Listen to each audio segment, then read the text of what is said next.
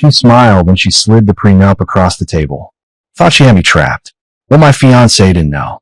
I'd spent 6 months building a legal fortress specifically designed to survive her betrayal. When her elite lawyer called the next day, his voice was shaking. What did you do with the estate? My name is Vincent Barrett. I'm 62 years old, and I've spent 38 years as an asset protection strategist. That's a polite way of saying I help rich people keep their money away from other people who want it. The irony isn't lost on me. I learned my lesson the hard way 23 years ago when my first wife, Caroline, took half of everything I'd built. Stood in that courtroom and swore I'd never let it happen again. Then 15 years back, my daughter Emma died in a car accident. Drunk driver, 8-year sentence, served 4. After that, I stopped believing in much of anything except work.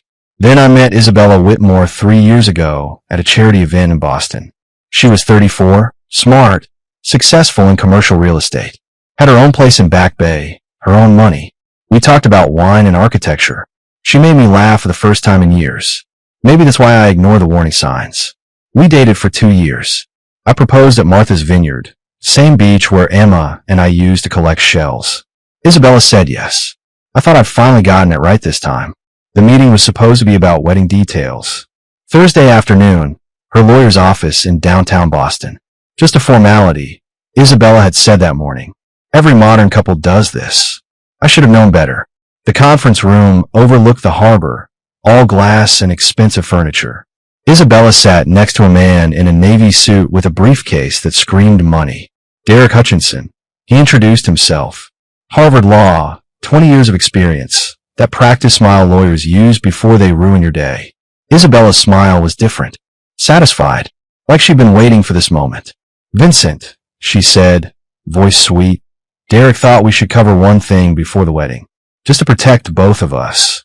A cream folder slid across the table. I knew what it was before I touched it. 38 years in my business. You develop instincts. Standard prenuptial agreement. Hutchinson said smoothly. Very reasonable terms. Just clarity about separate property. I opened it. First page, fine. Second page, not fine. By the third page, my jaw was tight. Every single clause protected Isabella. Her condo, her accounts, her family trust. Everything stayed hers. Then I hit page 7. The forfeiture clause. If I challenged any provision of this agreement, I'd forfeit everything. Not just what was mine, but any equity and property we'd acquire together, including the Napa vineyard we'd been planning to buy. I looked up. Isabella was watching me with that same smug expression, waiting to see if I'd sign away my future. I closed the folder, stood up. Enjoy your meeting, I said. Then I walked out. No yelling, no speeches, no arguments, just silence.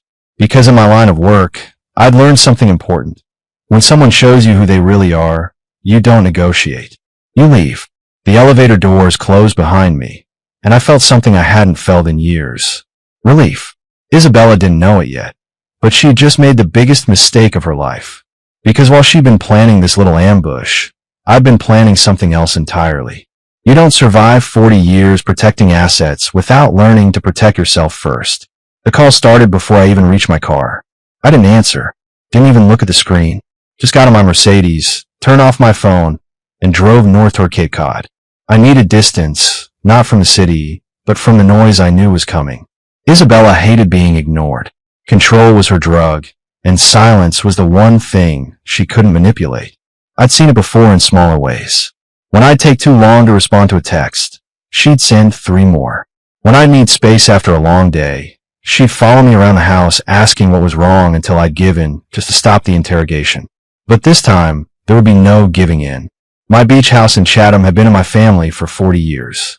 Small place, 3 bedrooms, right on the water. Emma loved it there. We'd spend entire summers fishing off the dock, grilling on the deck, watching sunsets that turned the Atlantic into liquid gold.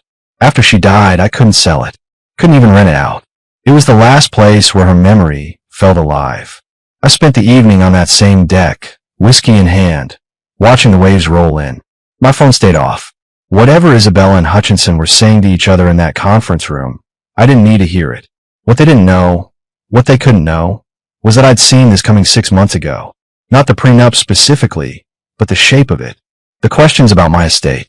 The casual mentions of financial planning. The way Isabella's eyes would linger on documents when I brought work home. She thought she was subtle. She wasn't. So I made a call to an old friend, Clayton Rhodes. We met 20 years ago when I was restructuring assets for a client going through an ugly divorce. Clayton had been the investigator who'd uncovered the wife's hidden accounts and offshore shell companies. Turned out, before becoming a private investigator, Clayton had spent 15 years with the CIA doing financial intelligence work. The man could find money hidden in places most people didn't know existed. I need you to look into someone. I'd told him over drinks at a quiet bar in Cambridge. Discreetly. Clayton had raised an eyebrow. The fiancé, just background, family finances, past relationships, anything that doesn't add up. 3 weeks later, Clayton handed me a folder. What was inside confirmed every instinct I'd been ignoring. Isabella's uncle's trust. It existed, but she wasn't the beneficiary. Her brother was, and he cut her off 2 years ago after she tried to contest their father's will. The condo in Back Bay, mortgage to the ceiling, payments 3 months behind. Her successful real estate career. She'd been fired from her last firm for falsifying client documents. Isabella Whitmore wasn't protecting her assets with that prenup. She was protecting her lies. And now, sitting on my deck watching the sun disappear into the ocean, I knew exactly what I needed to do next. Because I hadn't just walked out of that meeting.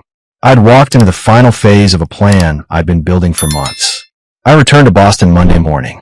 3 days of silence had done its work. My assistant, Sophie Mooney, met me at the office with coffee and a knowing look.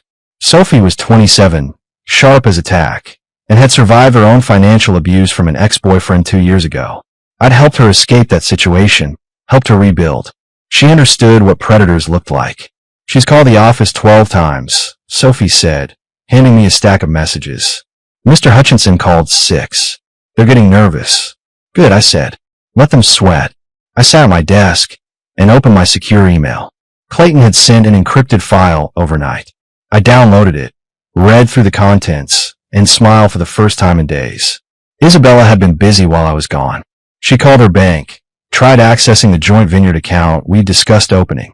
The one she thought was already active. It wasn't, because it never existed. What did exist was a decoy account I'd set up 3 months ago. Just enough information to look real in casual conversation. Just enough documentation to seem legitimate if she went snooping through my home office. But when she called the bank, they told her exactly what I'd instructed them to say. That account is under restricted access, pending administrative review. Clayton's report showed she'd called 4 different banks trying to find it. Each one gave her the same answer. By the 4th call, according to the transcripts Clayton had obtained, her voice had started to shake. She was realizing something was wrong. She just didn't know how wrong yet. I picked up my phone and called my estate attorney. Not some fancy downtown firm, but a quiet office in Beacon Hill run by a 70-year-old woman named Margaret Chun, who'd been structuring bulletproof trusts since before I graduated law school. Margaret, I said when she answered. It's time to execute phase 2. The full restructure, she asked. Everything. I want to file by end of business today. Vincent, this is irreversible. Once we file these documents, there's no going back. I know, I said. That's the point. 6 months ago, Margaret and I had begun quietly restructuring my entire estate. Real estate, investment accounts, the family trust, even the intellectual property rights from some consulting work I'd done years ago. Everything was being transferred into a newly formed private foundation, the Barrett Legacy Foundation, dedicated to preventing financial abuse and supporting families who'd lost children to drunk driving. Emma's memory would live on, protected by legal structures so complex that even the best attorneys couldn't penetrate them. Isabella's name wasn't mentioned anywhere in the 200 pages of documentation. Not as a beneficiary, not as a potential spouse, not even as an acquaintance. As far as the law was concerned, Isabella Whitmore didn't exist in my world. By 5 o'clock, Margaret called back. It's done. Filed with the state, registered with the IRS, locked and sealed. And the trigger clause, active as of the moment she presented you with that prenuptial agreement. The system recognized it as adversarial intent. Everything shifted automatically. I hung up and looked out my window at the Boston skyline. Isabella had thought she was protecting herself. Instead, she'd activated a trap I'd spent months building. Tuesday morning, my phone rang at 7:15. Unknown number. I answer on the third ring. Mr. Barrett. The voice was male, tight, barely controlled. Derek Hutchinson. Speaking. I said calmly. We need to talk about what you've done. His voice wasn't smooth anymore. It was strained, almost shaking. What the hell did you do with the estate? There it was. The moment I've been waiting for. I'm not sure what you mean, Mr. Hutchinson, I said, leaning back in my chair. Could you be more specific? Don't play games with me. Hutchinson snapped. Isabella's voice was in the background, high-pitched, frantic. I couldn't make out words, just panic. We've been trying to access information about your assets for a preliminary disclosure, and everything's been blocked. Not just blocked, it's disappeared. What did you do? I restructured my estate, I said simply. Perfectly legal, perfectly transparent, filed with all appropriate authorities. You restructured. He trailed off. I heard papers shuffling. Then his voice came back harder. You moved everything into a foundation? When? The process began 6 months ago. Final filings were completed yesterday. Silence. Long enough that I thought he might have hung up. Then, 6 months ago, before the prenup. Well before, I agreed. That's. He was sputtering now. Isabella is entitled to disclosure. We have a right to understand your financial position before the marriage. You absolutely do, I said pleasantly. My financial position is simple. I'm the founder emeritus of a charitable foundation. I draw a modest salary. I own no real estate personally, hold no investment accounts in my name, and have no assets subject to marital property law. You're lying. I'm not. Feel free to verify with the Massachusetts Secretary of State's office. Everything's public record. More silence. Then Isabella's voice, closer now, demanding the phone. Hutchinson must have put her on speaker. Vincent, what the hell is this? Isabella's voice was shrill, all pretense of sweetness gone. You can't just hide everything in some fake charity. It's not fake, I said. It's a fully registered 501c3 organization dedicated to preventing financial abuse and supporting families affected by drunk driving. In Emma's memory, I heard a breath catch. Using Emma's name had been calculated. A reminder that she'd pretended to care about my daughter's memory while planning to rob me. You did this on purpose, Isabella said, voice dropping to something cold and hateful. You set me up. No, Isabella, I said quietly. I protected myself. There's a difference. You wanted a prenup to secure your assets. I simply ensured mine were already secured. Permanently. This is fraud. Hutchinson was back, trying to regain control. We'll file an injunction. We'll freeze everything until we can force full disclosure. You can try, I said, but you'll find the foundation isn't subject to prenuptial discovery. It's not my personal estate. It's a separate legal entity with its own board of directors. I'm just one voice among 5. Who are the other directors? Hutchinson demanded. My sister, my estate attorney, a federal judge, and Clayton Rhodes, former CIA financial intelligence officer. I paused. Good luck intimidating that board, counselor. The line went dead. I set my phone down and looked at Sophie, who'd been listening from the doorway. She was smiling. That, she said, was beautiful. Isabella made one last desperate move. She called in her mentor. Professor Daniel Wright had taught Isabella at Boston University Law School 15 years ago. He was 71 now, semi-retired, but still held considerable weight in estate litigation circles. He'd written 3 textbooks on trust law and had testified as an expert witness in dozens of high-profile divorce cases. Isabella thought he'd be her secret weapon. Sophie intercepted the email Wright sent to my office Wednesday afternoon. It was polite, professional, asking if I'd be willing to discuss the recent restructuring with him as a neutral third party. I agreed immediately. Invited him to my office Thursday morning. Wright arrived at 9 sharp, carrying a leather briefcase worn soft with age. He was tall, thin, with white hair and sharp eyes that had probably intimidated countless law students over the decades. Mr. Barrett, he said, shaking my hand. Thank you for seeing me. Professor Wright, I said. Coffee, please. We sat in my office. I poured coffee from the French press I kept on the credenza. Wright opened his briefcase and pulled out a folder. I recognized the Barrett Foundation documents inside. I've reviewed the restructuring, Wright said carefully. It's remarkably thorough. Thank you. Isabella asked me to examine it for vulnerabilities, he continued. Potential grounds for challenge. And did you find any? I asked, though I already knew the answer. Roy was quiet for a long moment, studying me over his coffee cup. Then he said something I didn't expect. Mr. Barrett, do you know what I taught Isabella in my estate planning course? I couldn't say. I taught her that trusts are only as strong as the attorney who builds them. He tapped the folder. This isn't just strong. This is architectural. You didn't just move assets.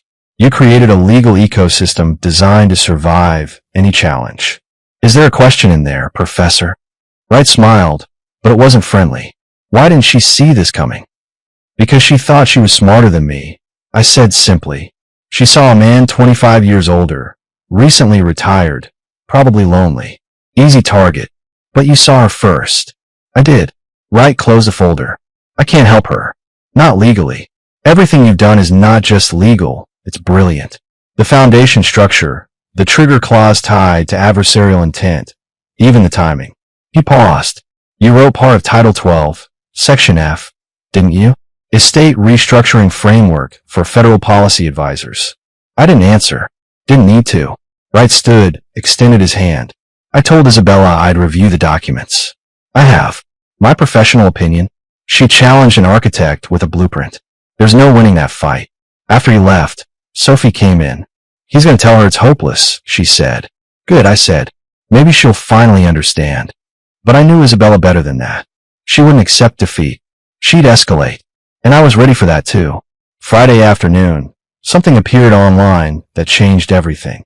Sophie saw it first. She knocked on my door, tablet in hand, face pale. Vincent, you need to see this. It was a legal blog post, published an hour ago. The title, Revocable Trusts and Revocable People, a cautionary note. My byline was underneath. Except I hadn't written it. I read the first paragraph, and my blood went cold. Then I read it again, slower, and realized what was actually happening. It wasn't my writing. It was better, cleaner, more precise. Margaret had written it. I called her immediately. She answered on the first ring, sounding entirely too pleased with herself. Before you say anything, Margaret said, I cleared every word with your foundation's board of directors. This is official foundation business. Margaret, what did you do? I published a professional observation, she said calmly, about the importance of transparency in partnership formation, about how some relationships require full honesty before trust can be offered, and about how trust, legally speaking, remains revocable when that honesty is absent. I read it again. Not a single name was mentioned. Not Isabella's, not mine, not even the foundation's. Just careful, clinical language about estate planning, relationship dynamics, and the legal concept of revocability. But anyone in Boston's legal community would know exactly what it was about. This is going to spread, I said. It already has, Margaret replied. It's been shared on 4 legal forums, 3 estate planning newsletters, and someone posted it to the Massachusetts Bar Association discussion board. She was right. By evening, my phone was getting calls from colleagues I hadn't spoken to in years. Not asking questions, just expressing quiet support. A federal judge I'd worked with sent a 2-word text. Well played.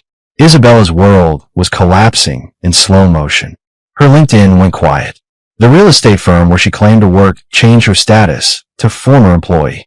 Invitations to industry events disappeared. I didn't gloat, didn't celebrate. This wasn't about destroying her. It was about making sure she could never do this to anyone else. Saturday morning, I drove to Mount Auburn Cemetery. Emma's grave was in the old section, under a maple tree that turned gold every autumn. I'd had fresh flowers delivered the day before. I kept my promise, sweetheart, I said, kneeling beside the headstone. No one's taking what we built. The foundation is going to help a lot of families. Families like ours. The wind moved through the maple branches, and for just a moment, I could almost hear Emma's laugh. I stayed for an hour, then drove home. There was still work to do. Isabella's world continued to crumble, and I watched it happen from a distance. Sophie kept me updated. The Back Bay condo went into foreclosure proceedings. The bank had finally lost patience with 3 months of missed payments.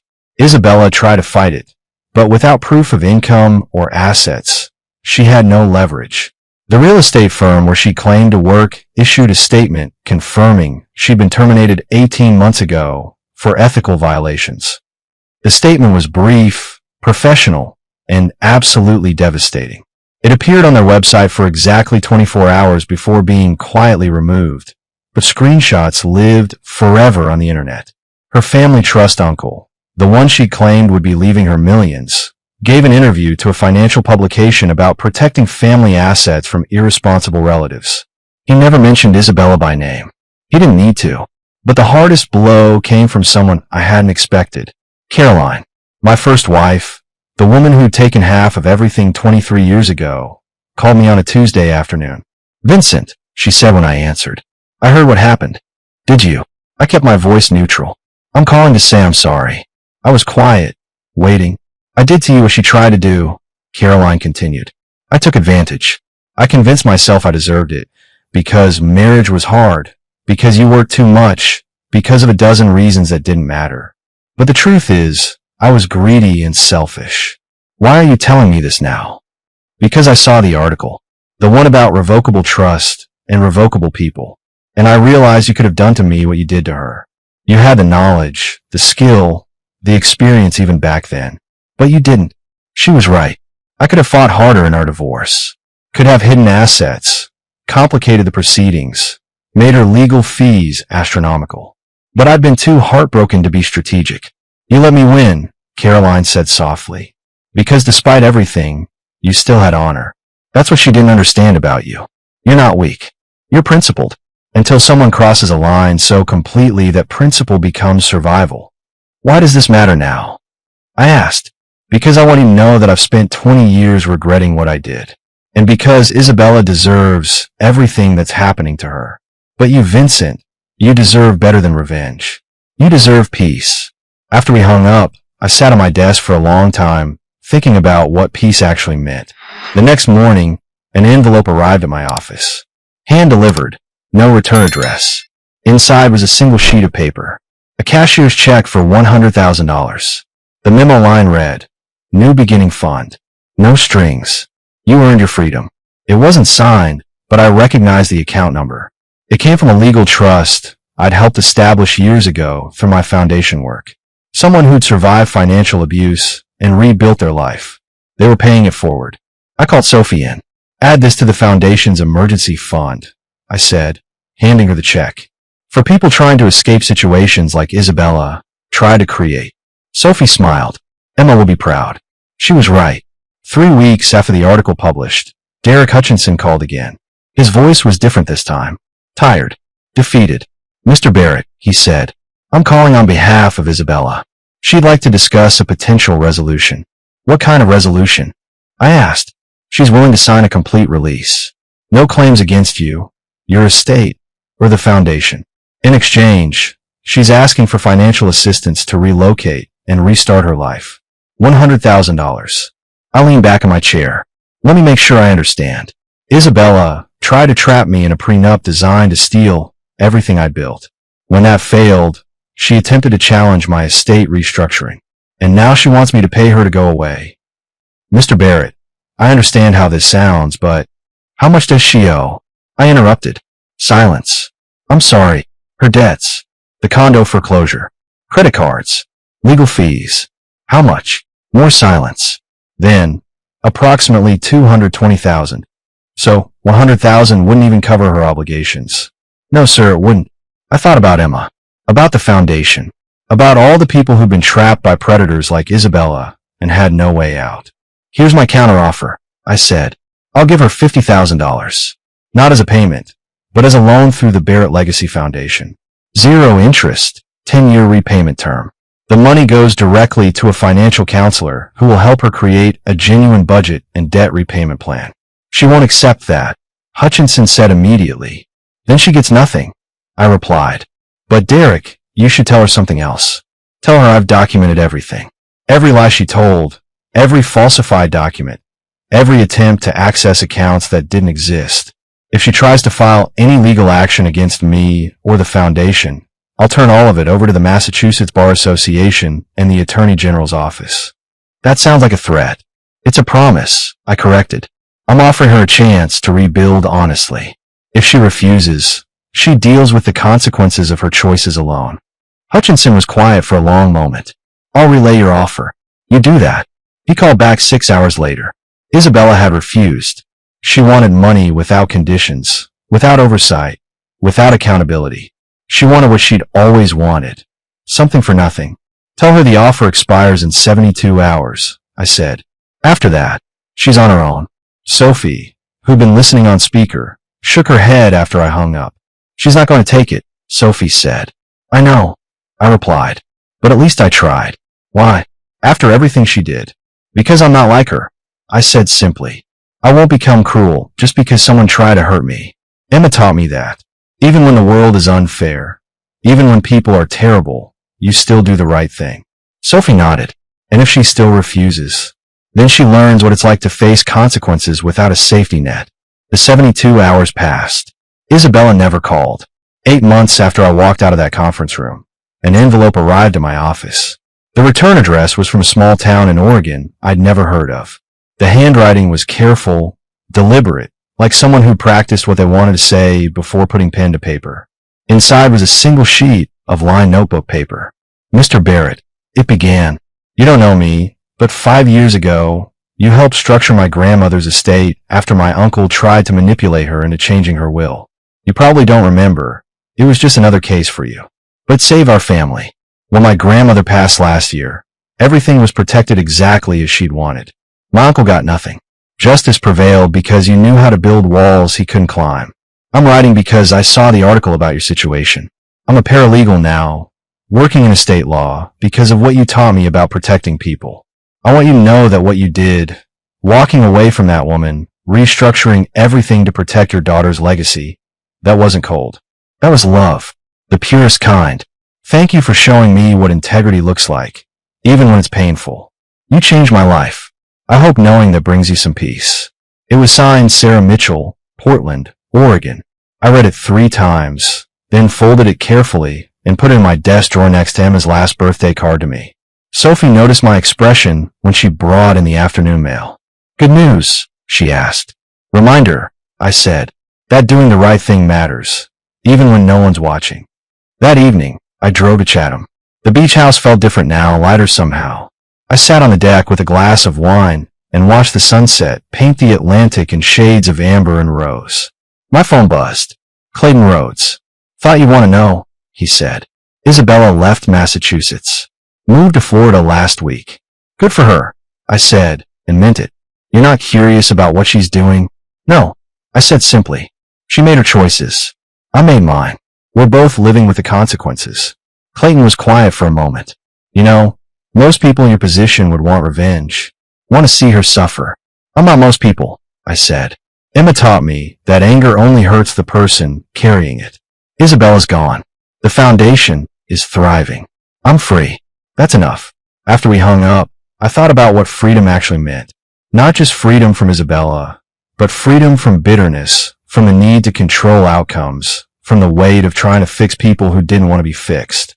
The sun disappeared below the horizon, and the first stars appeared. I raised my glass to the sky. We did it, Emma, I said quietly. Your legacy is safe. And I finally learned what you tried to teach me, that the strongest walls aren't built from stone and steel. They're built from knowing your own worth. 14 months after walking out of that conference room, I met someone new. Her name was Rachel Porter. She was 58, a high school English teacher from a small town in New Hampshire. We met at a bookstore in Portsmouth where I'd gone to find a first edition of Emma's favorite novel. Rachel was looking for the same book. We laughed about the coincidence, got coffee, talked about literature and life and loss. She'd been widowed 7 years ago. Her husband had been a firefighter who died saving 3 children from a burning building. He was a hero, she said simply, and I spent years angry at him for being brave, for choosing strangers over staying alive for me. Then I realized that's who he was. I didn't fall in love with someone who played it safe. We dated slowly, carefully. No games, no performances, just 2 people who'd survived grief and learned to be honest about their scars. 3 months in, over dinner at a quiet restaurant in Maine, Rachel asked me about my estate planning. I tensed immediately, old instincts firing. She noticed. I'm asking, Rachel said gently, because I want you to know I don't care about any of it. I have my teacher's pension, my small house, and that's enough. Whatever you've built, whatever you're protecting, it's yours. I'm here because I like who you are, not what you have. I need to tell you something, I said. I told her everything. Isabella, the prenup, the foundation, the restructuring, all of it. Rachel listened without interrupting. When I finished, she reached across the table and took my hand. You protected your daughter's memory, she said. That's not cold, Vincent. That's beautiful. We were married 8 months later. Small ceremony, just family and close friends. On the beach in Chatham, where Emma used to collect shells. No prenup, no contracts, no lawyers. Just two people who'd learned that real love doesn't need contracts because it's not built on possession. Sophie was my best man. Clayton gave a toast about how sometimes the best defense is knowing when you don't need one anymore. The Barrett Legacy Foundation continued to grow. We'd helped 23 families escape predatory relationships, funded grief counseling for parents who'd lost children to drunk drivers, and established a scholarship in Emma's name at Boston University. Caroline sent a donation, anonymous, but I recognized the amount. Exactly what she'd taken in our divorce, adjusted for inflation. Some debts, apparently, were never forgotten. I never heard from Isabella again. Clayton told me she'd remarried in Florida, some real estate developer who didn't do background checks. I wished her well and meant it. On the anniversary of Emma's death, Rachel and I drove to the cemetery together. We planted new flowers, sat on the bench, and I told Emma about the foundation, about Rachel, about how life had surprised me by getting better when I'd stopped expecting it to. Your dad's happy, Rachel said softly, touching the headstone. I promise I'll take good care of him. The wind moved through the maple tree, and somewhere a cardinal sang. We drove home as the sun set, and for the first time in 15 years, I felt something I'd forgotten existed. Peace. Not the absence of pain, but the presence of purpose. And that, I realized, was Emma's final gift to me.